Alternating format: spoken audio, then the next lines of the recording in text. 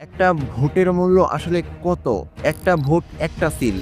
কিন্তু এই একটা সিলেই ঠিক হয় আপনার চালের দাম। আগামীতে আপনার চাকরি হবে কি না। এমনকি আপনি সম্মান নিয়ে বাঁচবেন নাকি ভয়ে, ভয়ে। বিশ্বের অনেক দেশে নির্বাচনকে জাতীয় নিরাপত্তার অংশ ধরা হয়। কারণ যারা ক্ষমতায় আসে তারাই ঠিক করে দেয় দেশের আইন, বাজেট আর দেশের ভবিষ্যৎ। কিন্তু বাংলাদেশের লক্ষ, লক্ষ মানুষ ভাবে ভোট দিয়ে আসলে কি হবে? আমার এই একটা ভোট কি বা করতে পারবে? এই একটা কনসেপ্টই সবচেয়ে ভয়ঙ্কর। কারণ ইতিহাস বলে যখন মানুষ নেতা বাছাই করার শক্তি হারায়, তখন খারাপ লোকেরা শাসন করতে শুরু করে। ভোট না দেয়া মানে নিরপেক্ষ থাকা না।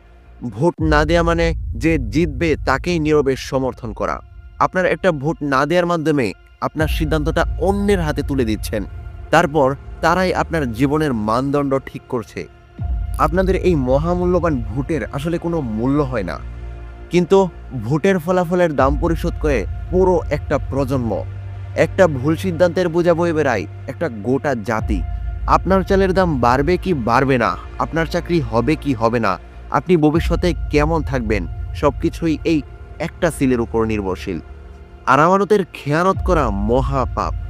ভুল নেতৃত্বকে সুযোগ দেয়া মানে অন্যায়কারীকে শাসন করার সুযোগ দেয়া। আসল প্রশ্ন এটা না একটা ভোটের মূল্য কত। আসল প্রশ্ন হচ্ছে আপনি আপনার জীবনের মূল্য কতটুকু দিতে রাজি।